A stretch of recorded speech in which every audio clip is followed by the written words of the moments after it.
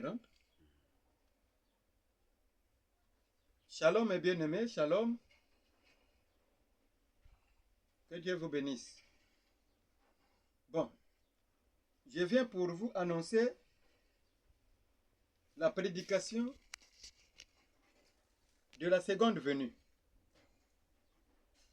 En d'autres termes, de sa seconde venue. Vous avez pour confirmer les Écritures de Matthieu 24 et de se concorder ça à sa première venue, au jour de son baptême, quand on lui baptisait par notre frère Jean. La colombe avait apparu.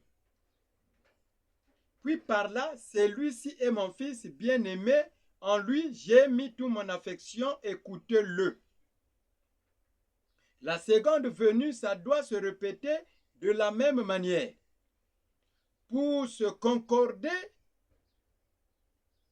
pour confirmer ce que l'ange avait parlé dans la nuée de gloire par son prophète Branham. Comme j'avais envoyé Jean précurseur pour ma première venue, je t'envoie avec un message pour préparer ma seconde venue. La seconde venue, c'est l'apparition. Saisissez-moi bien. La seconde venue, c'est l'apparition de la colombe physique. Et en écoutant sa voix et ses trompettes confirmées, en citant du premier trompette et à huitième trompette. Après vient maintenant ces manifestations de sa promesse. La première colombe, c'était Dieu lui-même. Et la deuxième colombe, c'est aussi Dieu lui-même, qui s'incarne par la colombe. Ce n'est pas ça ses anges, mais lui-même. La voix de la colombe à sa seconde venue par son prophète du huitième âge de l'épouse. Il vient de la même manière pour bien se concorder aux Écritures de la Bible. La première venue, la colombe avait parlé au-dessus des eaux du Jourdain, dans la calendrier juif, le dimanche le 10 septembre dans l'année où il avait commencé son ministère à 8 heures pile. Si vous recevrez cette apparition, là je parle maintenant aux faux prophètes et aux faux prophètes et à soi-disant les faux prophètes, ceux qui disent nous sommes des vrais prophètes. Cette apparition de la colombe, c'est que vous êtes le prophète de l'âge de l'épouse.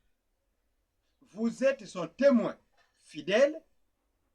Si vous ne recevrez pas cette apparition, c'est que vous n'êtes pas dans l'assiette là. Si la colonne de feu vous apparaît au-dessus de votre tête, vous êtes faux serviteur. Si la nature ne vous accepte pas, c'est que vous êtes faux, car tous les envoyés de Dieu, jusqu'à frère Branham, la trompette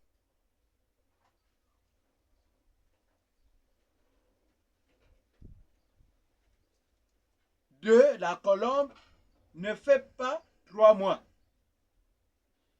D'abord, je vais vous parler pourquoi je vous ai lu cette prédication.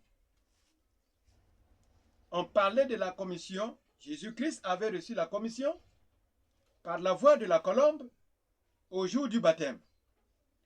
La seconde venue, comme c'est son témoin fidèle, ça devrait être dans les eaux. Mais Dieu n'a pas voulu que ça soit ainsi, parce que je ne suis pas Jésus.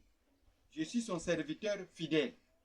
C'est là où il est venu se pencher dans l'arbre du fruitier, qu'on appelle l'avocatier.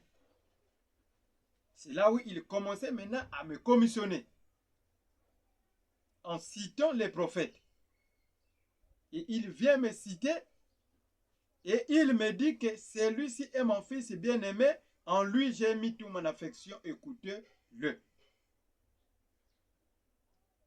Même là, en lisant, parfois vous allez comprendre, mais comment il est en train de monter, de lire en montant, je suis juif. Je ne peux pas lire ça en descendant, je ne suis pas romain.